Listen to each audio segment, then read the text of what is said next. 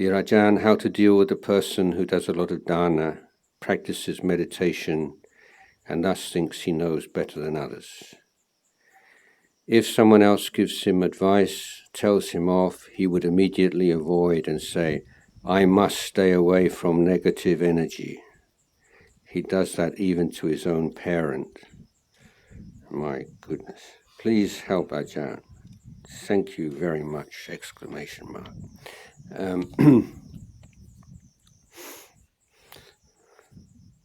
So there is a sutta called the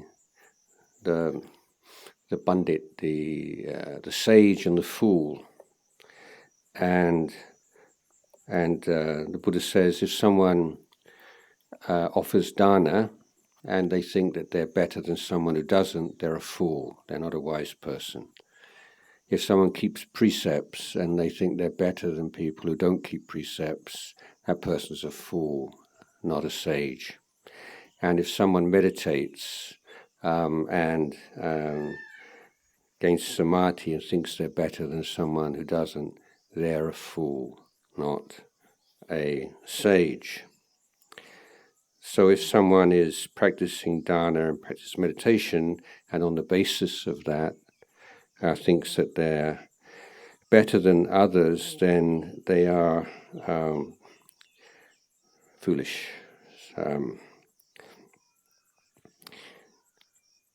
Giving somebody advice, feedback, admonition is never easy, and it's hard to know which is more difficult, to give advice well or to receive it. They're both very difficult, and these are skills that we should consider part of our Dhamma practice.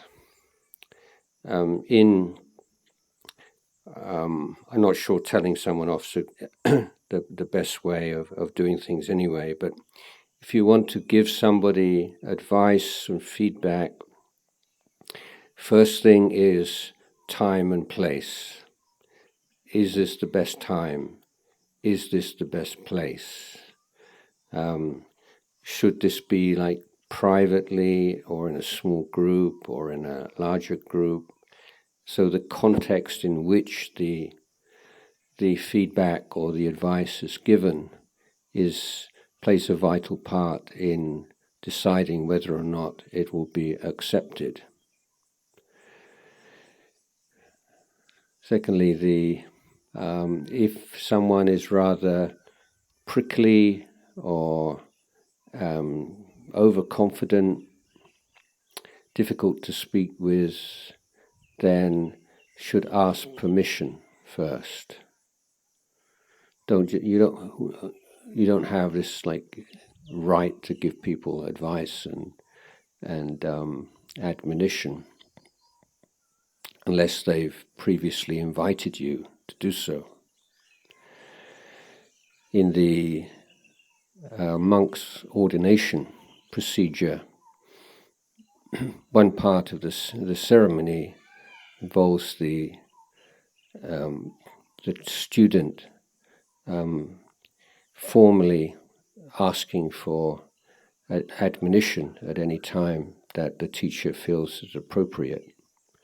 So they are making themselves available as part of the relationship between a teacher and student. But if it's a friend or a spouse or so on, then has that person given you permission? If not, they should ask permission. And again, these very basic rules of good communication: be specific, restrict your admonition, your criticisms to actions and speech. Do not make statements about their personality and what they think and what that tends to close all doors of communication. When someone feels they're being personally threatened, then they will not listen to you. So the communication is based upon trust, and finding the right time and place so you feel that that person has enough trust in you and is open enough that maybe they will listen.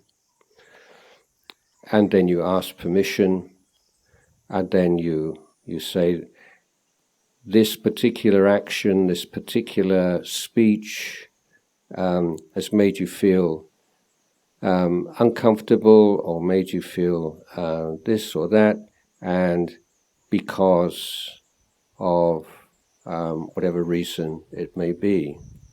So it's giving them some information about how a particular action, particular speech has affected you. That's the way where you start. So if you just come in and say, look, you're so insufferable, you don't ever listen to anybody else, and it's about time you listen. That is not going to work very well, is it? So imagine before you're going to give somebody some feedback, imagine that you were the one on the receiving end. And imagine if you were to say the words that you're planning to say to yourself, how well would you take it?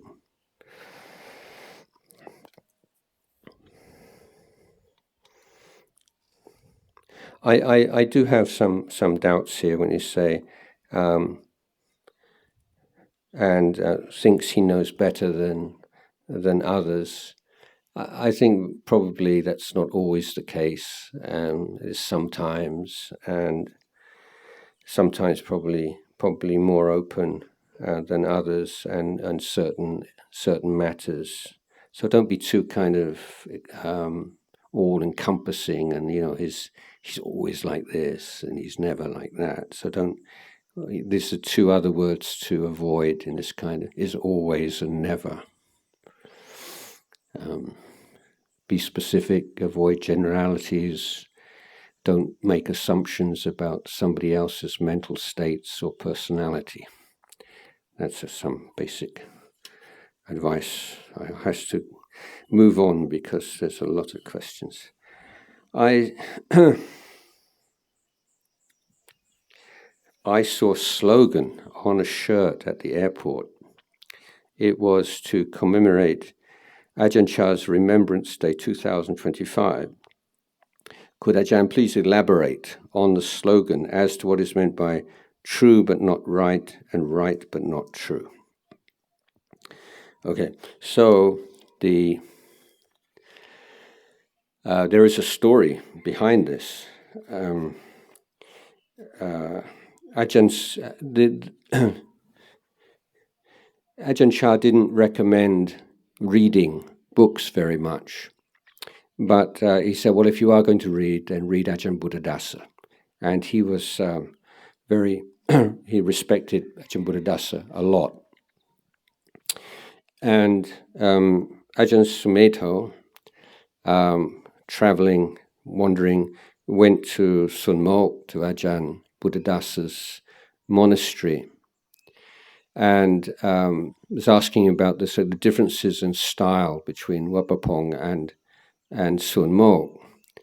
So in Wat Pah Pong, there's a great emphasis on the Vinaya and the regulations and the protocols and agreements governing the behavior of the monks and novices. These being used as a way of training in mindfulness and grounding you in the present moment. So everything, there's a way of putting down, for example, your glasses, and there's kind of a way of doing things that you learn. And so it grounds you in those details. You can't just get sort of carried away. That's the idea anyway. And good emphasis on Vinaya and the monks' rules. Ajahn Buddhadasa would only accept monks who'd already passed the third level of Naktam the academic curriculum, which includes the basic teachings and instructions in Vinaya. And he was, if we're to summarize, we can say that Ajahn Chah was a teacher and a trainer. And Ajahn Buddhadasa was not interested in training people. He was interested in teaching people who were reasonably trained already. And so he had certain requirements before somebody could come and receive teachings. And so Ajahn Sumedho was interested in Ajahn Buddhadasa's attitude towards the Vinaya, the monk's discipline. And Ajahn Buddhadasa says, if you're mindful and aware, the rules will just keep themselves. And so this is why my emphasis is on mindfulness and awareness rather than on the observance of specific rules and regulations. So Ajahn Sumedho returned to Wat Pah Pong, and he said, this is what Ajahn Buddhadasa said, and what do you think? And he says, that's right, but it's not correct. It's correct, but it's not right. This is the background of this.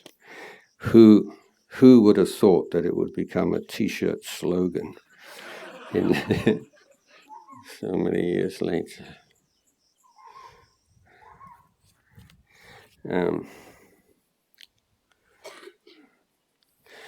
Tanajan, I live a very fulfilling life. I have a wonderful family and a rewarding job. Is it wrong that I want to be born again as a human being after death? No, it's quite a legitimate goal, but to be born again as a human being, then it's not so easy, minimum requirement of 5 precepts and leading good life, and so that the Buddha didn't criticize. He recognized that for most people this is a normal and legitimate goal, to lead a good life and to gain a good rebirth. But the Buddha is saying, but there's much more than this, and if you're interested in something beyond this, then he would teach. So the graduated discourses that the Buddha gave, he would talk about dana and sila and heavenly rebirth, and then he would go on to the drawbacks of that whole path, and then the possibility of the path of liberation. And only then would he when he saw somebody was really ready and interested, would he teach the Four Noble Truths. And so I would say, no, it's not wrong, and it's quite natural. But of course, there is the observation that a fulfilling life, wonderful family, rewarding job, these are not kind of set in stone. These things are a lot more fragile than you might like to think. And hope that they will continue to be fulfilling and delightful and rewarding, but it makes sense to cultivate the inner strength and resilience qualities that if something should happen and you're separated from all those good things, that you won't fall to bits, because that does happen. And so it just makes sense to be practicing the Dhamma, whether or not you're talking about becoming enlightened, but because it just makes you happy, and your happiness has a positive effect on the people around you. So it would create the conditions to stabilize and make sure that fulfilling, wonderful life will continue. But also the the practice of Dhamma means that if your loved ones, also children, grandchildren, they have problems. They may be not so well adjusted as you are, and you have the wisdom and the resources to be able to help those around you and to contribute and to be a refuge of one kind to your family and loved ones. And it's so the Buddha says everything is uncertain, everything is unsure, everything is fragile and contingent, and it just makes sense to devote oneself to dana and sila and pavana, because it's just the best way to live it's the smartest way to live your life. It's the best way, it's the happiest way to live your life. And what happens after death, well, then that will take care of itself.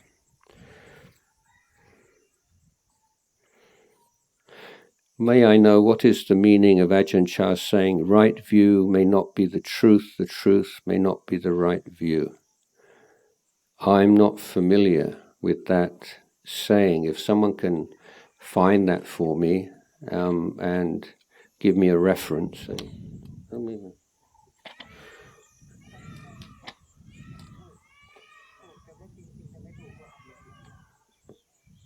จะเป็นคนละคำถาม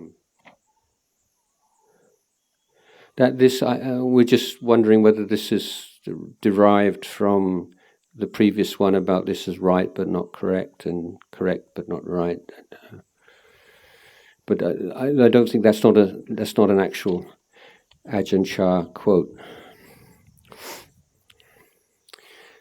I don't know if you ever come across this, but there is a website called Fake Buddha Quotes. And there's a number of, people who say the Buddha said this and the Buddha said that. And so if you've ever fumed at those kind of misrepresentations, you'd probably like this website. Dear Tanajan, as life is dukkha, is it all right if we have something to look forward to in life? For example, looking forward to coming to this retreat as the date draws nearer, looking forward to the ginger candy for bana later. In brackets, although food is not for pleasure. I'm not sure of the logic here. As life is dukkha, that's the cause. Is it okay, therefore, to look forward to things? So, all right, or what does that mean? Is it all right? I think that, as they say, dukkha is the unsatisfactory, the taint in things, the imperfection, the incompleteness of things, everything is not quite, what you'd like it to be. And sometimes that is more intense than other times. But this is more like, if life is so miserable, can we not just take what pleasures we can while we can? Like carpe diem, just enjoy yourself the best you can because everything is so dark and dreary, and maybe you don't get the chance again. That's the kind of idea I get from this. But again, does that mean that looking forward to something is not dukkha?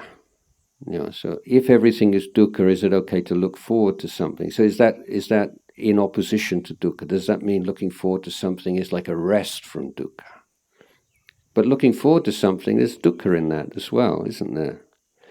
I'm looking forward to going to the retreat, but what if something happens at work, or what if I've got a cold now, and what if I can't go, and and you can have all these doubts about whether it's actually going to happen. And so there's always, we're dukkha machines, basically. We'll create some dukkha wherever. So, yeah, I don't think that question is so well, is so well formed. Is karma breakable, and how? I don't know what that word means. Karma breakable. So karma is the term for volitional action. Okay. Volitional action expressed either physically, verbally, or mentally. Volition is the heart of it. So an action which is not volitional, accidentally standing on an ant, that would not be karma, because there's no volition, there's no intention. So volitional actions, volitional speech, which is motivated by, which is influenced by greed, hatred, delusion, all the defilements, we call simply bad karma. Okay, and volitional actions expressed physically, verbally, or mentally, which are motivated by, influenced by wholesome dhammas like kindness and compassion, we call this good karma. So mental karma is, let's say you just have a greedy thought or an angry thought pops up in your mind. Okay, is that karma? No, that is the result of karma. Okay, and in Pali this has a different name. It's called vipaka. So you have karma and vipaka. So something just pops up into your mind out of nowhere.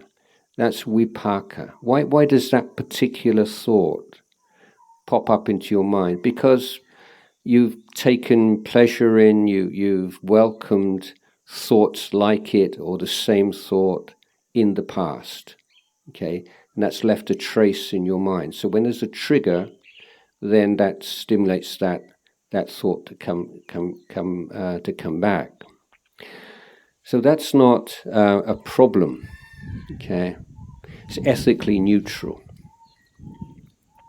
But if that thought pops up in your mind, and then you welcome it, and then you add on to it, and you proliferate, you elaborate, you enjoy it, and that is the karma. That's the new karma, because there is volition there.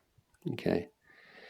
So when we experience vipaka, the results of previous karma, with ignorance and without mindfulness, then the mind will tend to grasp onto that vipaka and create new karma.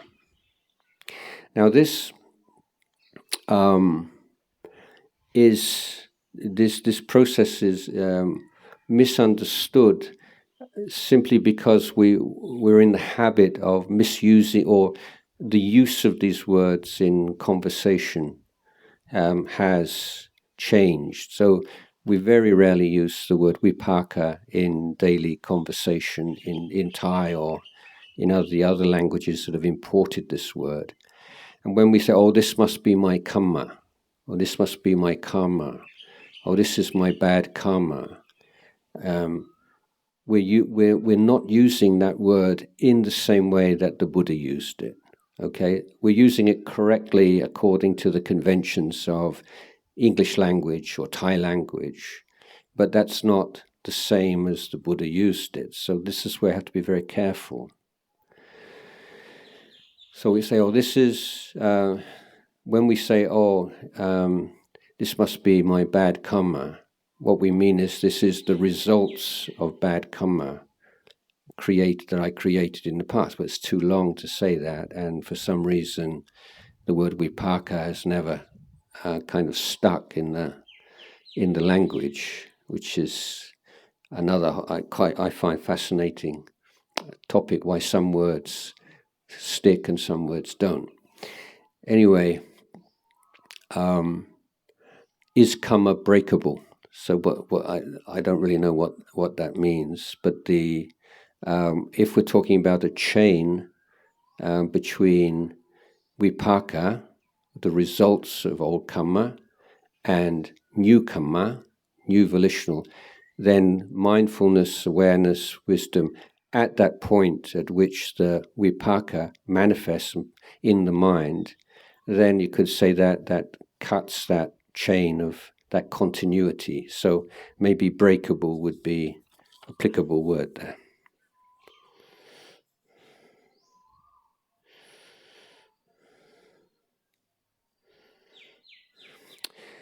Dear Ajahn, this morning I tried walking meditation barefoot as you suggest. It was really painful. Every step hurt. Then I thought of the Buddha when he just ran out of the palace, his feet still prince's feet. It must have been very painful too. And he kept walking with bare feet. Why? Is this pain very important to experience? Is it a stupid question? No, it's not a stupid question. I think I didn't express myself very clearly. The question yesterday was from someone who is planning to become a monk and asking what kind of preparation should make. And I suggested practicing walking barefoot is a good preparation for alms round.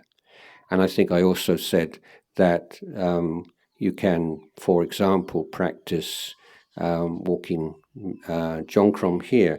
But I, as far as I remember, I didn't suggest that everyone walk barefoot. In fact, I was very, when decided to walk on the road, I gave instructions that everybody should be told it's completely all right to wear shoes. Okay, so I hope you're not thinking that this was like a compulsory part of the walking practice. It wasn't. So is pain very important to experience? We don't have much choice. Pain's part of human life. This particular pain, not really. But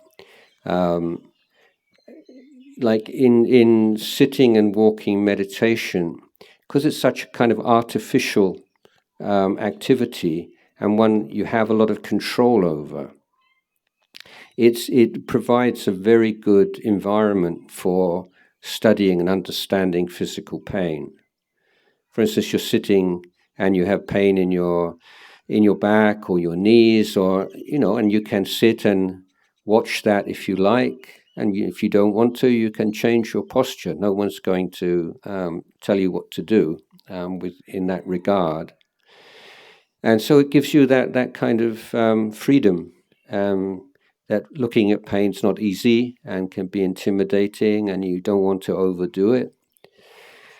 But learning to, giving yourself some time every now and again, at least, to look at physical pain and what it brings up, and whether it brings up a lot of pain, a lot of fear and anxiety and stress and anger and so on. That's very useful to see that, because this is going on in our daily life all the time. Not only with physical pain, but with all kinds of unpleasant impingement or unpleasant experiences that the untrained mind is immediately adding on to the unpleasantness in this way. You're with stress, anxiety, etc., etc. And so you can isolate it in this very special, clear context where you are performing a particular action, like walking up and down or sitting, and trying to identify the ways in which the mind creates unnecessary problems on the top of an unpleasant experience. So this is certainly a useful and valuable part of Dhamma practice, but it's something just to take, don't be too gung-ho about it. And do you know this word gung-ho? It's an interesting word. Gung-ho is one of the very few English words derived from Chinese, and it means like sort of over the top, just too aggressively going at something. But originally, it comes from Chinese industrial cooperative. In the Second World War, or when the Chinese anti-Japanese production in factories, there was this emphasis on working together, and from this, I can't remember my Chinese is absolutely terrible. So I think the word for like factory was gongye. Is that right? Gongye. And then there was cooperative. What's cooperative in Chinese? Yeah. So from gong and shi or something, then they make this word which means like all work together. And this was the slogan in the Chinese factories, in the effort to ramp up production, to the war effort against the Japanese. And he made this slogan, and then after the war, this American Marine general went, and he was there, and he was very inspired by this. And so the way that the Wade Giles way of writing Chinese in those days made it into gung-ho, and so gung-ho became the slogan of the American Marines. And then with the way that language works, the meaning evolved from all working together, like Marines together, to this present meaning of like overly enthusiastic. And yeah, probably you can tell I like words and knowing where words come from. So gung-ho, yeah, that's the only other Chinese word English I know from the Chinese. This is from, I think, from Fujian language, and it's ketchup. Yeah, so ketchup came from like fermented fish sauce in Fujian language. Okay, we'll leave language and then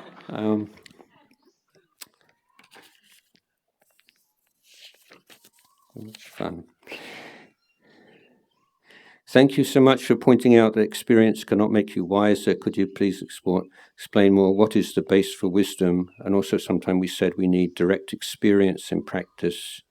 How to differentiate these two experiences?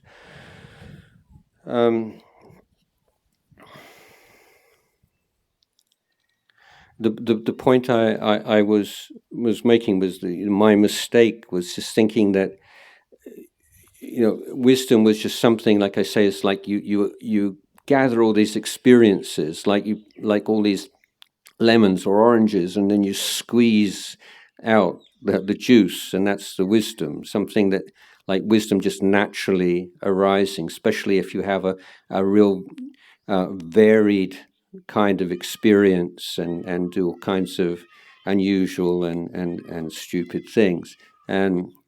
And I realized that it's an accumulation of memory, and without some purpose and some framework, some criteria, some path, then it doesn't result in anything really useful and valuable. So having something like right view, of course, in Dhamma, and the criteria we have is if something leads to the waxing of wholesome dhammas and the waning of unwholesome dhammas. It's something to be pursued. It's an experience to be pursued. And if something leads to a waning of wholesome dhammas, a waxing increase of unwholesome, then it's something to be avoided. So not all experience is to be accepted and welcomed, but we have a filter based upon a clearly delineated path of practice, and this is how we have a base for wisdom.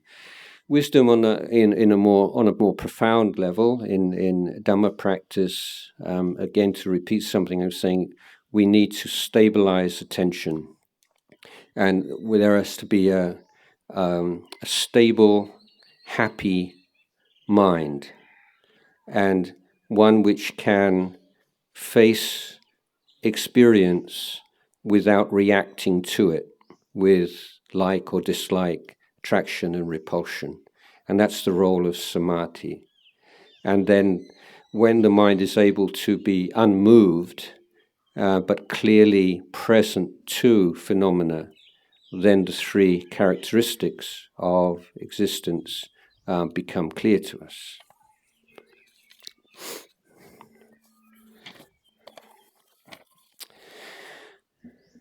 Do we have to be good and kind to everyone? How about to those who hurt us? I had a broken relationship with my senior relatives. It hurts a lot. I often think of that situation even during the meditation. I feel my heart beat fast and fire in the middle of my chest. How can I stop thinking of it? How can I have metta for them and let it go? Okay, so you don't have to be anything. I mean, it's up to you. It's your choice. I would say goodness and kindness is a smarter choice.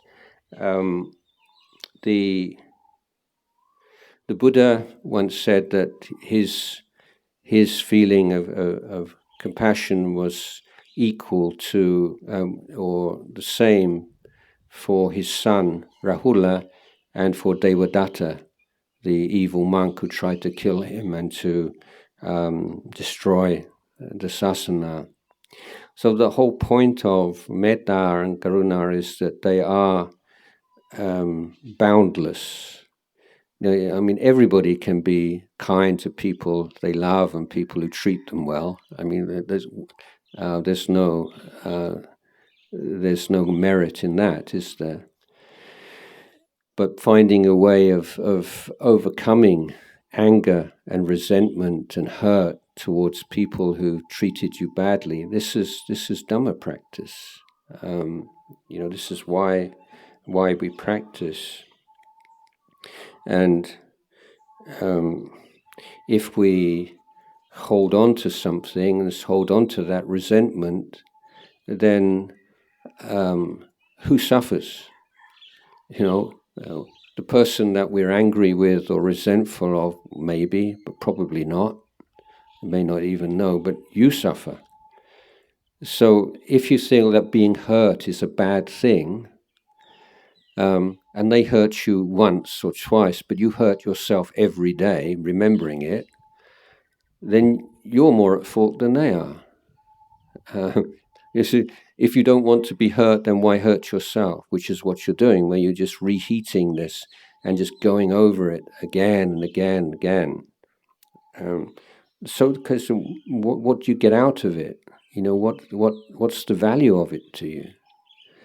It's an addiction, and you have to have that kind of metta for yourself and say, I'm not going to torment my mind with this kind of anger and resentment anymore. I'm going to learn how to let go of it. So the first thing is you have to be very clear in your mind that I don't want this in my life anymore. It's not going to disappear because I've fed it and nurtured it for so long, but I'm going to stop step by step to reduce it and let it go. So it's not this big ugly thing inside you. It arises and passes away. It arises and passes away. And so when that sort of resentment and anger arises, you see it and you put it down. You see it and you put it down. And it works. It takes time, and you have to really be diligent and consistent with it. But it's just a habit, something that you created, and you don't have to carry on with it. But as you see, it's causing you problems in your relationships with family members. It causes you the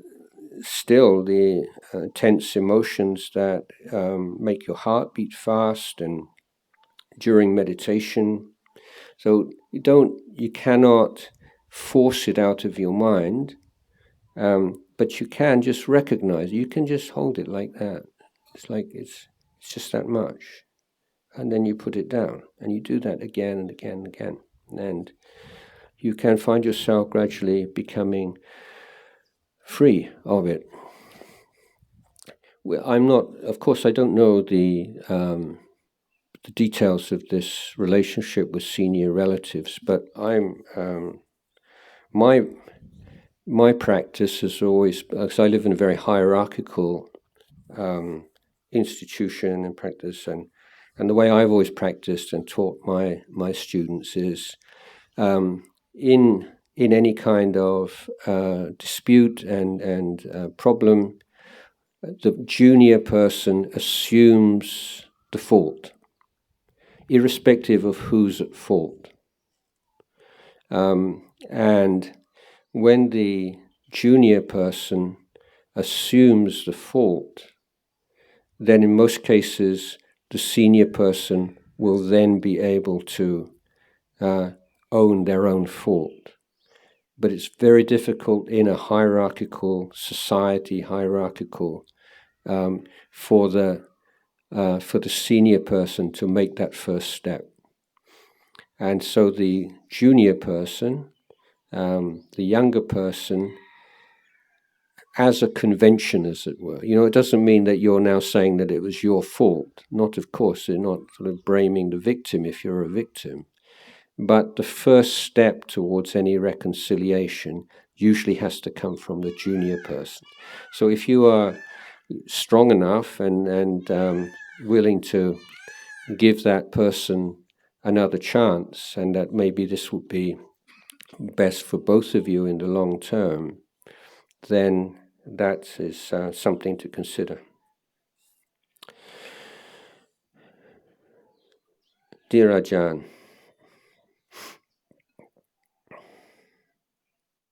I thought chanda meant wholesome desire, but yesterday you mentioned it can mean desire towards something good. I think you mean something bad. So what exactly is the meaning of chanda? So chanda is ethically neutral. It's the movement towards, the drive towards, or the desire. And so if it is that desire for sensual pleasures, for example, then it becomes ethically negative, it becomes unwholesome. And as in the case of kama chanda, the first hindrance.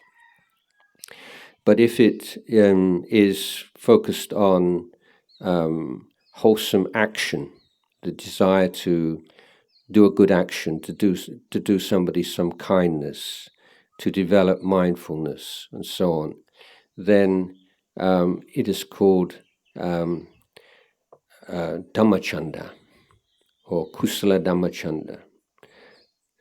But because that's such a long word, then often it becomes shortened. So it's just an abbreviation that we use when we say chanda. Generally, we use that to mean, if you hear it, just the word chanda by itself, it will generally mean the positive chanda. But because, as I say, that is an abbreviation of the longer term, it is good to bear in mind that chanda can also be used in unwholesome cases.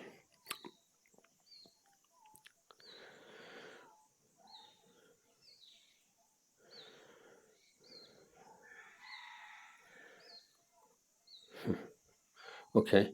I am practicing Marananusati and preparing how I should die. My family are not of the same faith. For sure, I know they will be crying and wailing and fussing over my sick or dying body. By then, I hope I have practiced letting go of the body of loved ones and be watching my last breath. How do I tell family that I don't want them at my sickbed or deathbed, as I just want to die quietly and on my own terms? I think you cross that bridge when you come to it. I think it's however it will be, it won't be how you think it will be right now, and you might be all there alone, and you think, why is nobody crying and wailing, and don't I mean anything to anybody? And so, yeah, I don't think you don't. This is the kind of thing you don't need to worry about, and just always try to do what feels like the right thing, and the correct thing, and the wisest thing, and the compassionate thing. And sometimes your practice might be compassion and letting people do their crying and wailing and so on, and that's something that you can do for them before you travel onwards. Okay. So many questions.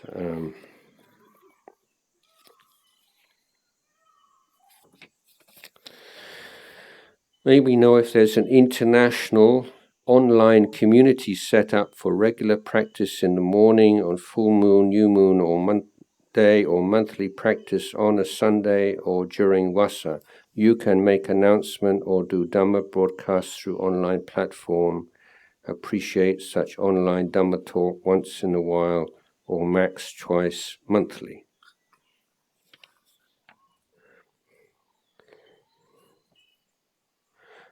Do you mean, do I do these things?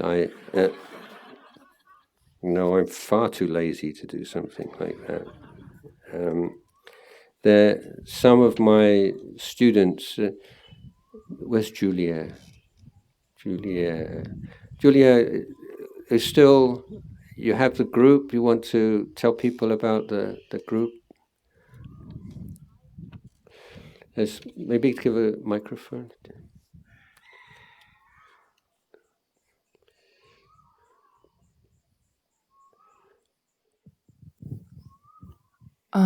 I think still there are quite a few Zoom groups, and also in Thai, daily, I think 5 o'clock in the morning. Our Real Home, the name is called Our Real Home. So anyone wants to chant, meditate, and we can share the link. And there is also a Chinese group and organized, leading, actually suggested by Maichi Banyasiri. So it's ongoing. And Harry is the one chief leader again. And so it's on every one pra, and actually daily. And daily we do. And then one pra, we do so 4 times a month. We do morning practice, and we do also once a month with a Q&A with the Mechi Banyasiri. So welcome to join us if you speak Chinese. Maybe if the details of whatever groups there are in amongst people here put up on the whiteboard, but or also if there are people who would be interested in joining a group, maybe you could just make up a group like fresh from this retreat of retreatants here, and I would support that idea. I think it's really good to have friends and be able to practice together. Yeah, if we can make a time fit in all international wise, maybe morning or evening. Yeah, we can make a Ajahn Jayasaro's English retreat. Okay, Zoom practice. All right, thank you.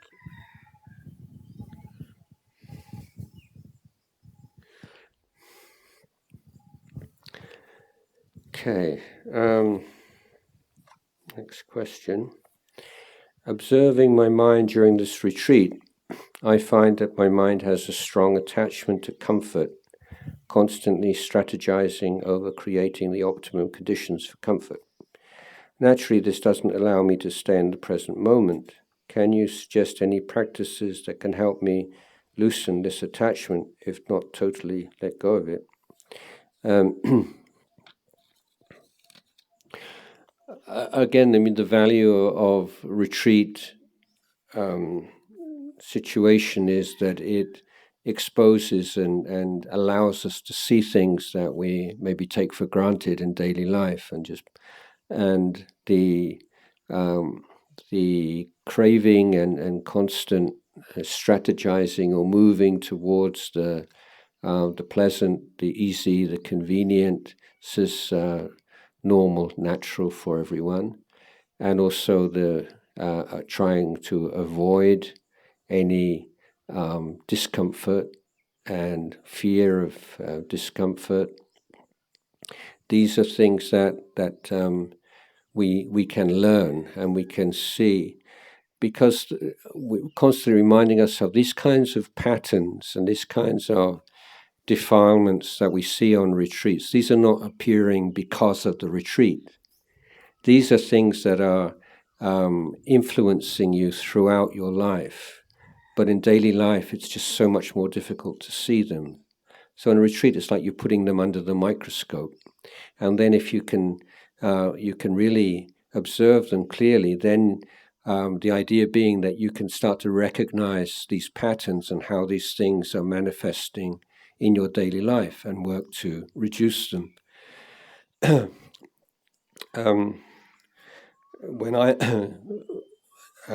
When I was first at Wapapong, and Ajahn Chah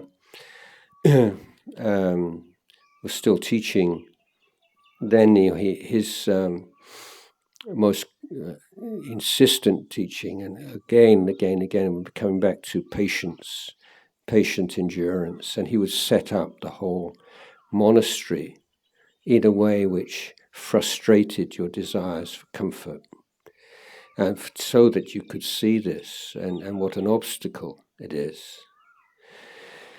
The questioner has observed in how this plays havoc with the desire to be in the present moment if you're constantly looking for something more comfortable or trying to avoid the discomfort.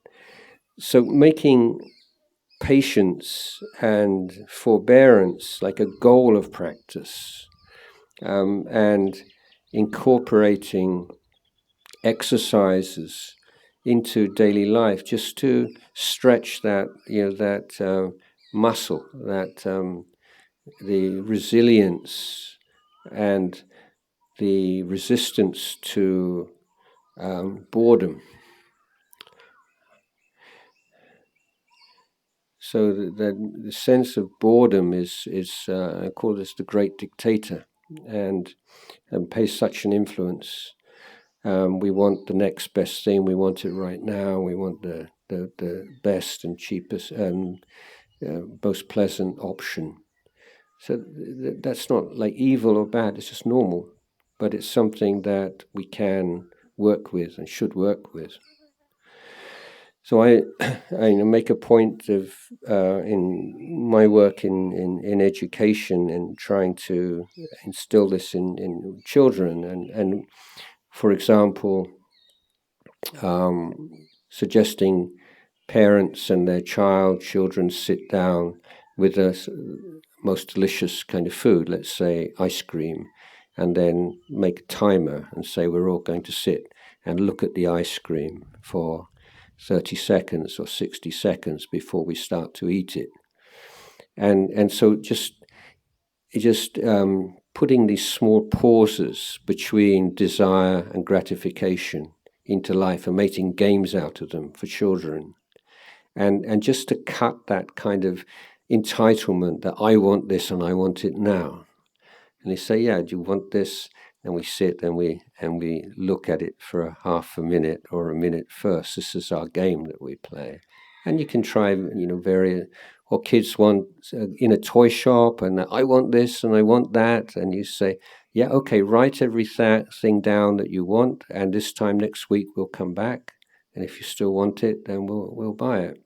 And then child said, yeah, once you're out of the toy shop and that kind of hypnotic, that environment which is specifically designed by very smart people to make you greedy, then you say, yeah, the sort of the urgency and the need for that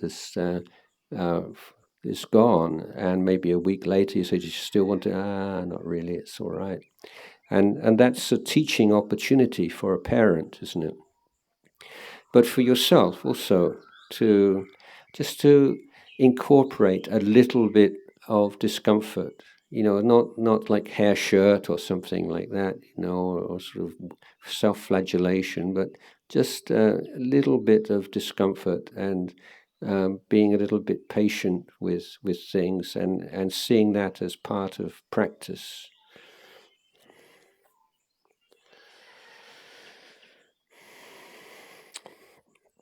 Okay, from the perspective of Buddhism, there is not a self or even a self to control something. For example, I'm not sure what that means. Coming here, listening to your teaching, which is just conditioned to happen. But the fact is that I'm still a delusion being who feel that I can do something for my goals. For example, I did a lot of preparation for this retreat. Could you please share your insights on this paradox and what would be the best approach for developing the mind to Nibbana and how to understand it from the realization perspective? Let me see. So there's not, conditions are not it's not like fate or destiny, and so there's a small envelope, there's a small area in which we can exert our will. And the Buddha said this is a teaching of effort. This religion, this teaching is Viryavada teaching.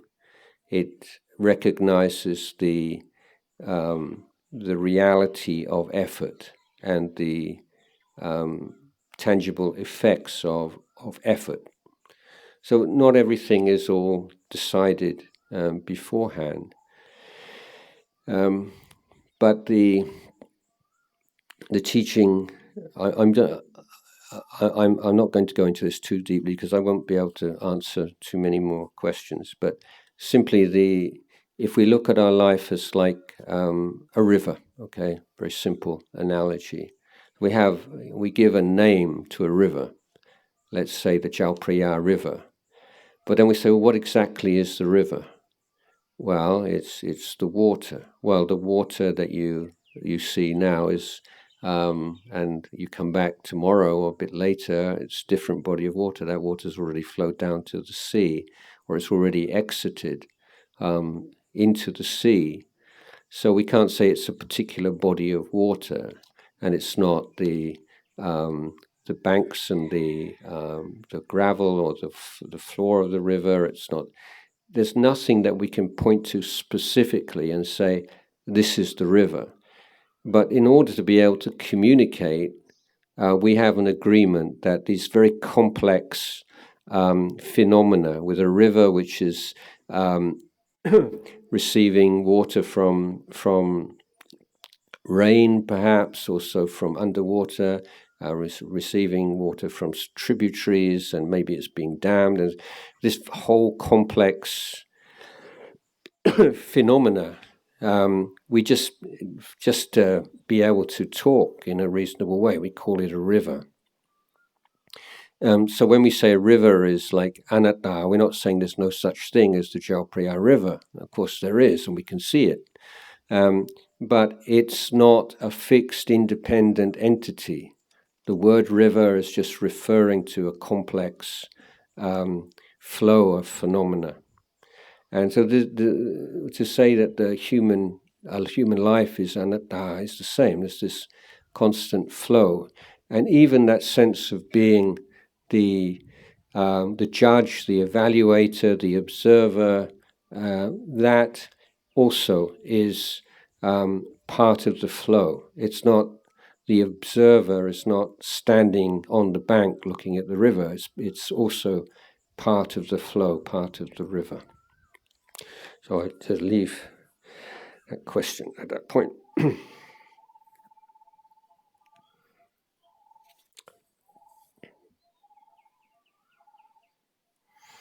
After a session of death contemplation with Prajan Jil, even I think I've done so many good things in my life, good daughter, good mother, good boss, making merits very often, attending many meditation retreats, chanting, do some meditation almost every day. But when asked to think of good deeds you've done, I actually paused and wasn't sure which good deeds are good enough. Am I going to be in trouble? Please help. Even trying to keep precepts strictly, don't really know what to think. No. Okay, well, I mean, what's good enough? I talking about that last night. You know, it's. But I think this is a good sign in many ways, because generally, you know, if you're this person, I just generally, when you're trying to lead a good life, you don't make a fuss about it, do you? You just think, well, anybody would have done that. I was just doing what seemed the right thing to do. It's just kind of like, it's just kind of the norm, you know. And it's not like I did a good thing. It was just, yeah, well, of course I did that. You know, somebody drops their purse and you pick it up and you go, who? Of course you do that. Why wouldn't you do that? So there is that tendency, and it's quite wholesome tendency to kind of downplay the good things that we do. And so if you're just out of the blue, you're asked, oh, can you remember a good thing? And it's quite normal that you can't. But if you're a bit more systematic and you make some headings, for example, I mean, you have to do it as like a bit of homework first, okay? And you're saying you've offered a lot of dana, or you tried to be a good daughter, or you tried to be a good mother, and then specifically times when you felt that, yeah, I treated my mother very well, or I did something I'm proud of, or in that way I think I was quite a good mother. And so having specific things, but just to stimulate your memory to begin with, maybe you need to be a little bit kind of systematic and make headings and everything, just to bring stuff to your mind, which is there, but it's just not sort of within easy reach unless you make a specific intention to bring those things to mind. This is a meditation. It's called Jaganusati meditation. It's one of those 10 Anusati meditations that I mentioned the other day. So sit down with a pen and paper, and it's another story. I think many of you will have heard this one. I was talking about the power of good and kind actions, and in a public talk in Vancouver, and the host house staying in the house of a lay Buddhist member of that Buddhist group, and he's 70-something-year-old man, and he said, you know, I had tears in my eyes just now, and it's so true what you were saying, and he told me his story, and his story was he was 16 years old, got his first car, and really enjoying just driving around local town. And he saw a small boy by the side of the road crying. And he parked a car and he said, what's wrong? And the boy had been to buy some milk at the local shop. Those days milk used to be sold in bottles, glass bottles. On the way home he tripped over, broke the bottle, and all the milk had run away. And he was crying because he was afraid of being scolded by his mum. And so this gentleman said, so I said, get in the car. And he drove him down to the shop and bought him a bottle of milk and then drove him home. And he said that was like 50-something years ago. And yet, whenever I think of that, it just brings tears to my eyes and joy that I did that. And it's such a good example because, what did he do? It's not something you'd probably write a great story about. He just took someone like just down the road and bought a bottle of milk for him and drove him home. Okay, so it was a very pure-hearted thing to do, and it's the pure intention, seeing someone suffering and wanting to help them and then helping them, and how powerful that is as a memory and something which can be a refuge and bring joy to the mind right throughout your whole life. So it's not a matter of like how good is that. It doesn't have to be something spectacular. It could be something really, really small. It's the subjective experience of it and what it meant to you as a person, rather than it has to be anything really wow kind of sacrifice or goodness.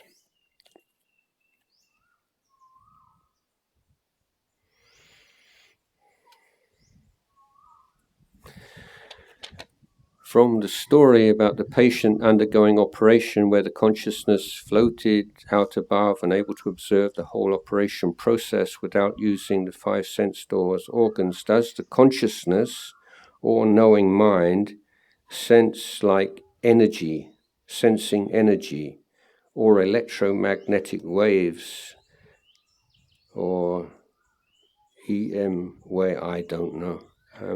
That person didn't speak of it in those terms. She would just felt like normal, just sort of floating up above and looking down at what was going on. So it may be explainable in those ways. I don't know, but I don't think it's necessary to think in those terms. Another interesting case was somewhat similar, but the woman in this case, I think it was a woman, floated out the window, and it was on quite some way up in a tall building, and on the ledge outside the window there was a trainer, which was surprised. What was that doing there? So when she regained consciousness, she wanted to know, was this a dream or was this real? And so she said there was this trainer, and it was this brand, and it was this color, and it was out on the ledge. So it was, needless to say, invisible in the room in which she'd had the operation, and somebody went to look, and they saw the trainer, but it was too far along the ledge to be able to see too clearly. So they got some kind of a piece of wood or something, and just hooked it and brought it in, and saw that it was exactly as she'd seen when she floated out the window. So there are it's quite fun, all these things. You can read about them, but it's more the point that the materialist orthodox view of mind and body cannot accommodate a lot of the information that's out there. It's not a workable model, I don't think.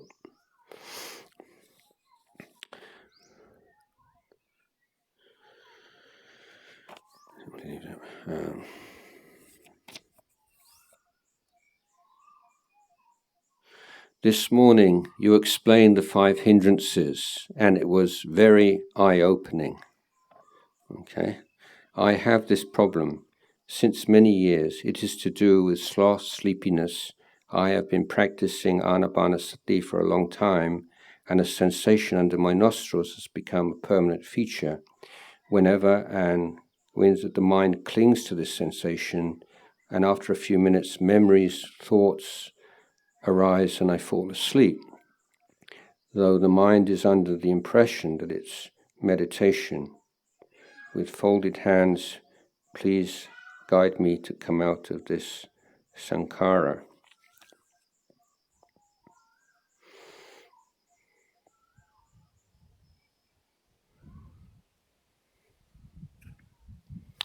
Yeah, I'm not so. Maybe have to speak with you about this maybe tomorrow in one of the sessions. I need a bit more information.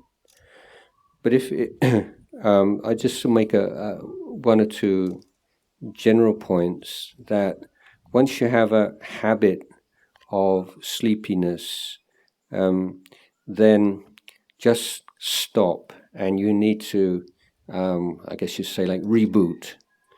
And what I mean by that is, if you're going to continue with anapanasati, start meditating for 5 minutes, and your goal is to be free from dullness and sleepiness for 5 minutes, and just sort of restart the whole meditation practice all over again, with the main criteria being peaceful, not peaceful, inwards, outwards, whatever.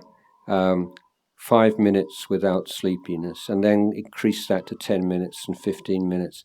And so you have to create a whole new habit, because that sleepiness habit then is a very difficult one, and it's so obstructive. And the best way, as I say, is to create a whole new habit of meditation, a whole new approach. In the meantime, if you find that frustrating to short periods, then we recommend to do a lot more walking meditation.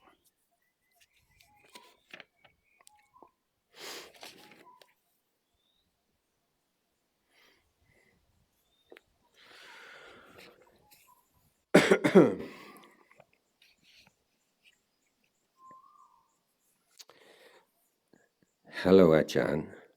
Who is Jesus? Is he an arahant? Thank you. I've never met the man, but yes, actually I have a Brazilian guy called Jesus. But I'm not going to go into who is Jesus. I mean, there's so many different views and opinions about that. But before the Buddha passed away, one of the last teachings he gave a wandering ascetic who asked to be able to speak to the Buddha, and Ananda and the other attendants didn't want the Buddha to be disturbed, and the Buddha said, no, let him come. And so the ascetic's question was, there are all these famous teachers, and they're also wise and charismatic and so on and so forth, but how can you tell me which ones are really enlightened? All the famous names. Which are the ones that are really enlightened? And the Buddha wouldn't answer the question in those terms, but he said, whatever teaching incorporates or includes all of the Eightfold Path, that is a path to enlightenment. So if there is a religious teacher or there is a path of practice, this is how we decide. Are all 8 elements of the noble path present in that person or in that teacher? Has that person pursued all 8 parts of the noble path?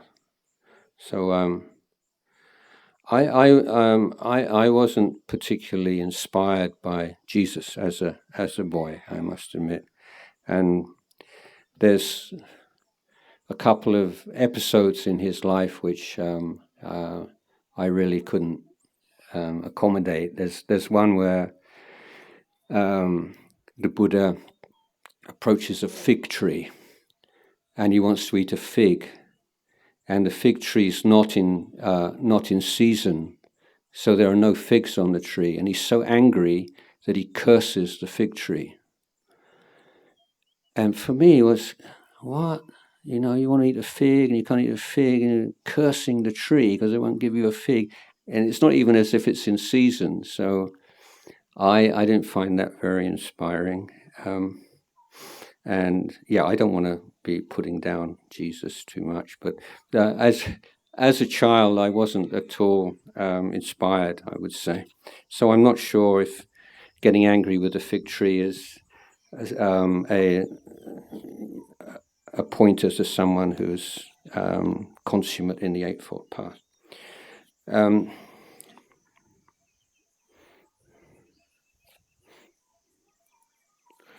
Some of these questions are all mixed up. I don't know if maybe from.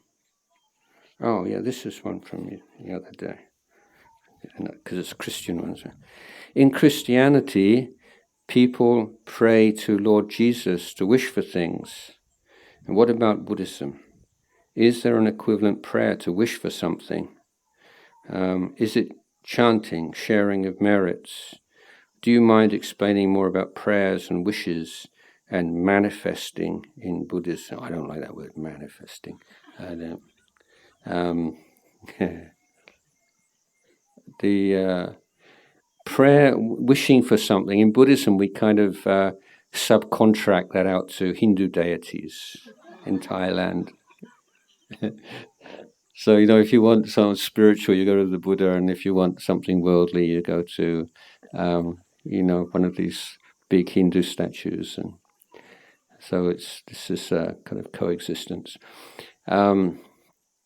We could say that, the whole, Christianity, there are different kinds of prayer. That it's not restricted to this, and it's probably considered an inferior kind of prayer. So we call intercessionary prayer when you're asking for something. But it's based upon an idea that the way things are has been created and is susceptible to, like a controller, like a dictator who can, if you ask in the right way and you just said, then, he'll sort it out for you. But the Buddha is not fulfilling that role, and we don't think that's possible. And so we can't ask, please Buddha, may I pass my exams and stuff like that.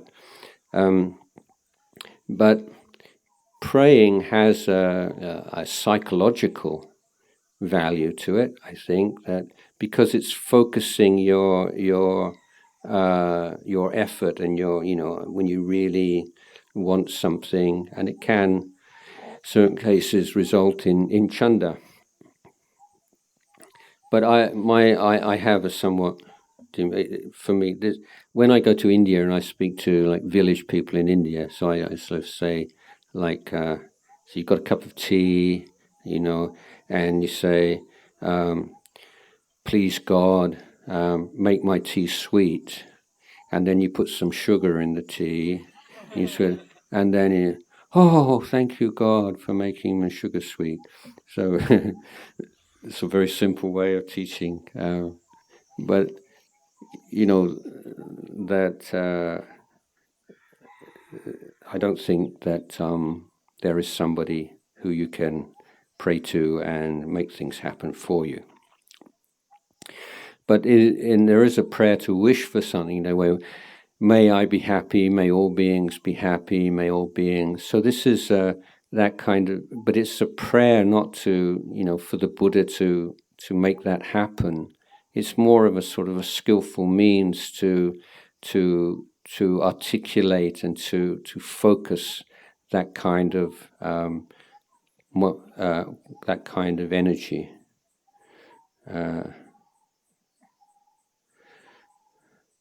This whole idea of, if you just believe in something hard enough, it'll happen. That's doesn't seem to me to be, hardly worthy of refuting. I mean, it's so obviously not the case. And if you consider all of the causes and conditions necessary to achieve some kind of result, your desire, your wish is one. And in certain cases, it might have more of a role to play than in others. But it certainly doesn't trump everything else. And it's just this one thing. And if you want it hard enough, you'll get it. If you want, you can be whatever you want to be, and so on. And the role of these kinds of I would say kind of foolish ideas, you can be whatever you want to be, and so on, and their connection or their relationship to depression is something really worth looking into. If you've been told that you can be whatever you want to be, you just have the passion, you just have this and that, and it'll manifest it, and then it doesn't happen. And what happens to your mind? How do you deal with that? You may think, "Oh, I'm not good enough. I didn't manifest enough. I didn't want it enough. I didn't have enough passion." Instead of understanding the causal the conditioned nature for change and how change actually occurs. Okay, that's the end of our time together this afternoon. ครับขอโอกาสครับอันดมยังโอวาทกถาสาธุกรังทธามเสสาธุสาธุสาธุอนุโมทามิ